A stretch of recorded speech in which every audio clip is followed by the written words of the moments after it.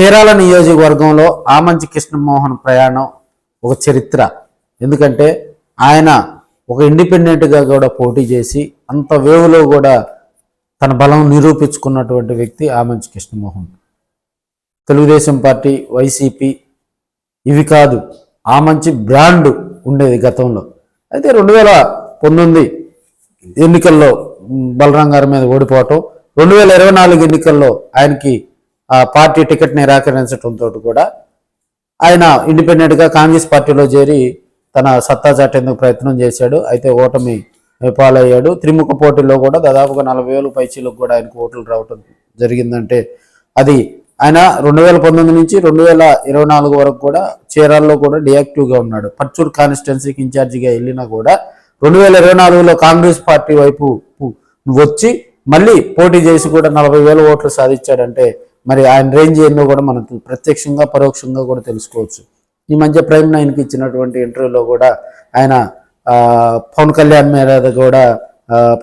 గారి మీద కూడా విమర్శలు చేయకుండా ఆయన్ను సీఎంగా చూడాలని కూడా ఆయన కోరటం జరిగింది. మరి జనసేన పార్టీ అన్నా కూడా ఆయన విమర్శలు చేయకపోవటం, ప్రధానంగా కూడా బలరాం కృష్ణమూర్తి గారిని ఆమంచి కృష్ణమోహన్ గారు వ్యతిరేకించారు.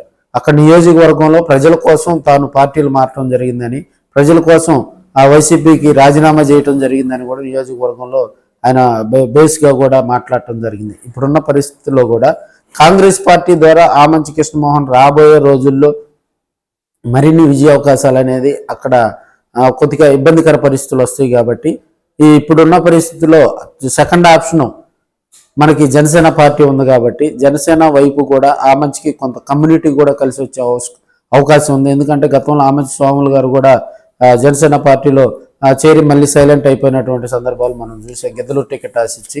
ఇప్పుడున్న పరిస్థితుల్లో కూడా వీరిద్దరు గనక జనసేన పార్టీ తీర్థం కనుక పుచ్చుకుంటే చీరాల నియోజకవర్గంలో కూడా మనకి ఉమ్మడి ప్రకాశం జిల్లా ఇప్పుడు బాపట్ల కాన్స్టిట్యున్సీ అయింది కాబట్టి, బాపట్ల జిల్లా పరిధిలోకి వెళ్ళింది కాబట్టి బాపట్లలో కూడా మేజర్గా కూడా చీరాల నియోజకవర్గం గురించే, చీరాల కమర్షియల్ ఏరియా కాబట్టి అక్కడ జనసేన పార్టీకి కొంత జవసత్వాలు వచ్చే అవకాశాలు ఉన్నాయి కూడా కొంతమంది రాజకీయ విశ్లేషకులు తెలియజేస్తూ ఉన్నారు. వీడికి క్యాస్ట్ కూడా కొంత కలిసి వచ్చే అవకాశం ఉంది. మరి రాబోయే రోజుల్లో ఆమంచి బ్రదర్స్ ఎలాంటి నిర్ణయం తీసుకుంటారా అనేది కూడా కొంత సందిగ్ధంగా కూడా మరి తెలియజేసుకుంటా ఉన్నారు.